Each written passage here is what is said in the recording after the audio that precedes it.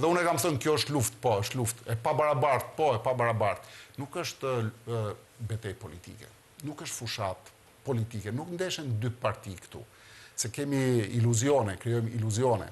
Kjo është luftë midis Rinis edhe Ramës, pushtetit Ramës. Jo individuale.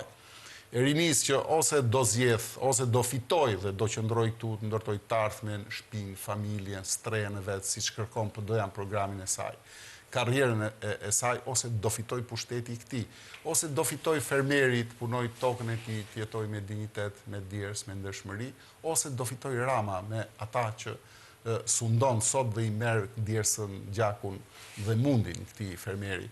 Ose do fitojnë pensionistët që duan një jetë dignitoze, të kenë atë jetën e qetë në fundin e jetës tyre, ose do fitoj ky njeri që i ka marrë çdo gjë atyre dhe mundin e shumë viteve edhe nderin e këtyre viteve, duke i lënë në varfëri, në harresë, në një jetë vështirë, në një shërbim skandalos shëndetësor, spitalor dhe social skandalos.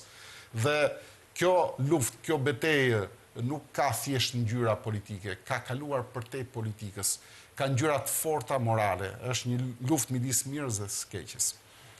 Është një luftë që do vendos fatet e Shqipërisë për shumë vite rresht, sepse do thyej një tabu, themi, të sundimit së keqes dhe të mos luftës saj këtu në Shqipëri, për shkak se mënyra si është interpretuar pushteti e ka bërë të keqen relative në Shqipëri.